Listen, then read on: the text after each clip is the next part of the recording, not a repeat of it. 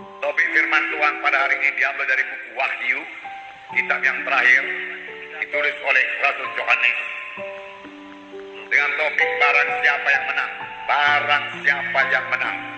Tertulis dalam Wahyu pasal 2 dan Wahyu pasal 3. Tetapi kita tidak akan baca semuanya.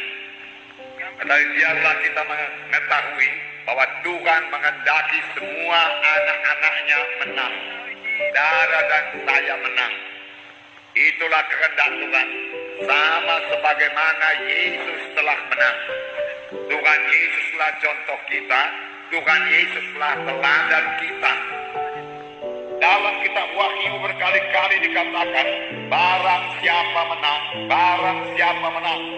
Tuhan menghendaki kita menang. Misalnya dalam Wahyu pasal 2 ayat 7b, barang siapa menang, dia akan kuberi makan dari pohon kehidupan yang ada dalam Firdaus Bapa. Makan dari pohon kehidupan yang ada dalam Firdaus Bapakku, Firdaus Allah. Barang siapa menang, Wahyu 2 ayat 11. B. Barang siapa menang, ia tidak akan menderita apa-apa oleh kematian yang kedua.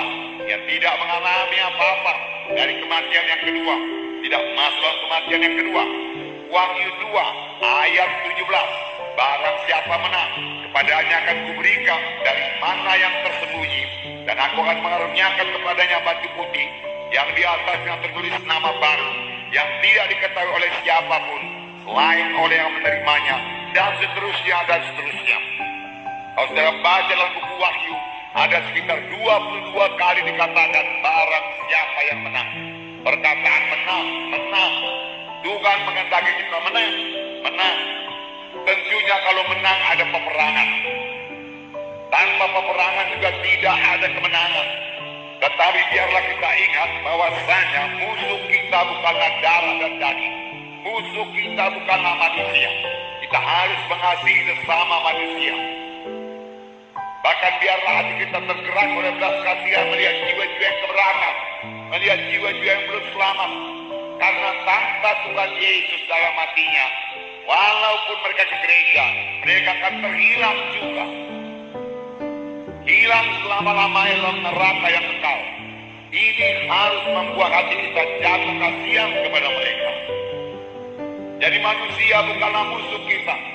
Walaupun mereka mencela kita, walaupun mereka menyingkirkan kita, kita harus mengasihi mereka itu. Kasihilah sama manusia seperti dirimu sendiri. Musuh kita bukanlah daging darah, tapi dalam Efesus pasal 6 ayat 12 dikatakan musuh kita yaitu pemerintah-pemerintah jahat di udara. Musuh kita yaitu penghulu-penghulu jahat di udara. Musuh kita yaitu penguasa-penguasa jahat di udara. Roh-roh jahat di udara. Yang bisa disimpulkan musuh kita yaitu setan iblis, roh-roh jahat. Di samping itu masih ada musuh kita dosa yang disodorkan oleh setan. Musuh kita yaitu kehendak daging kita ini yang harus kita matikan oleh kuasa Roh Kudus. Jadi mengikut Tuhan bukan hanya untuk kesembuhan saja. Kesembuhan soal kecil, sepanjang saudara masuk dalam kehendak Tuhan, berjalan pada jalan Tuhan, mengenal hukum-hukum Tuhan, dan menaruh firman Tuhan dalam hati saudara, maka kesembuhan, kekuatan, kesehatan menjadi milik saudara. Amin. Bahkan firman Tuhan mengatakan umur panjang juga ditambahkan pada saudara, karena Tuhan itu begitu baik, saudara. Nah, akan ada banyak pencobaan, akan ada banyak peperangan, banyak ujian, tetapi semua itu perlu untuk mendewasakan kita. Tanpa ujian, tanpa percobaan-percobaan, kita tidak akan bertambah-tambah dewasa. Dalam pencobaan itulah kita perlu setia kepada Tuhan. Dalam penderitaan karena mengikut Tuhan, bukan penderitaan karena dosa, penderitaan karena mengikut Tuhan, karena dicela, karena dianiaya oleh orang yang tidak setuju dengan jalan Tuhan yang suci, kita menderita. Tetapi dalam hal itulah, kalau kita tidak membalas, maka kita akan bertumbuh di dalam Tuhan. bertumbuh bertambah-tambah dewasa dalam Tuhan. Amin, saudara. Jadi ada penderitaan dalam hidup Tuhan. Ada, Tuhan menjanjikan, nanti kita baca sekarang. Darah yang kasih dalam nama Yesus, tanpa pencobaan, tanpa semua penderitaan itu, kita juga akan tetap baik-baik rohani, tidak bisa berperang. Tetapi dengan adanya pencobaan itu, kita akan bertambah-tambah dewasa dalam Tuhan, teguh dalam Tuhan. Yaitu kalau kita menghadapinya dengan kasih, kalau kita menghadapinya dengan penuh dengan Roh Kudus. Amin, saudara. Biarlah semua kita berkemenangan. Amin. Tuhan menghendaki semua kita menang, dan kita bisa menang. Luar biasa janji Tuhan bagi anak-anaknya yang menang. Kita akan membaca dalam buku Wahyu pasal 2 ayat 1 sampai 7. Wahyu pasal 2 ayat 1 sampai 7. Bukan Alkitab saudara, kita akan membaca bersama-sama. Wahyu pasal 2 ayat 1 sampai 7. Kita baca. Tuliskanlah kepada malaikat jemaat di Efesus, inilah firman dari Dia yang memegang ketujuh bintang itu di tangan kanannya dan berjalan di antara ketujuh kaki Dian emas itu. Aku tahu segala pekerjaanmu, baik jerih payahmu maupun ketekunanmu.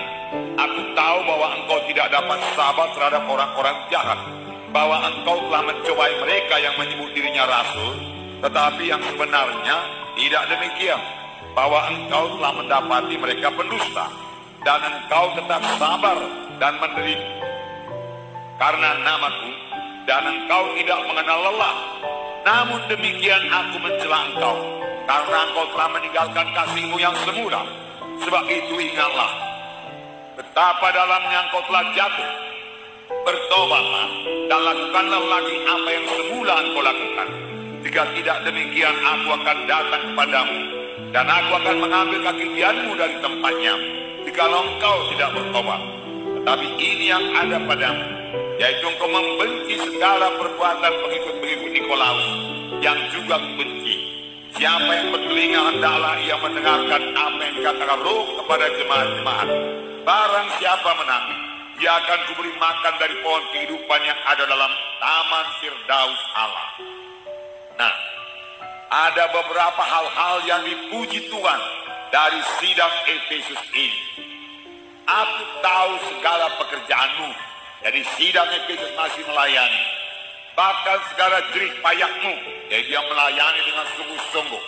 Bahkan segala ketekunanmu, memang melayani harus dengan tekun. Bahkan dikatakan engkau lelah, memang dia bekerja sungguh-sungguh sampai dia lelah. Baik sekali, baik sekali. Jadi mereka melayani. Memang semua anak-anak Tuhan harus melayani. Amin, saudara. Saudara dan saya harus melayani. Bukan semua jadi pendeta, tetapi semua kita adalah saksi-saksi Tuhan. Jangan malu mengaku Tuhan Yesus. Kabarkan Injil ke seluruh bumi. Firman Tuhan berkata, kabarkan Injil kepada famili-famili kita. Penderitaan pada zaman sekarang ini tidak ada artinya. Sangat kecil, sangat sebentar dibanding dengan masa yang kekal dalam kemuliaan selama-lamanya. Oleh sebab itu tekunlah menderita karena Injil Tuhan. Amin, saudara. Tekun menderita karena Injil Tuhan. Jangan mundur karena penderitaan.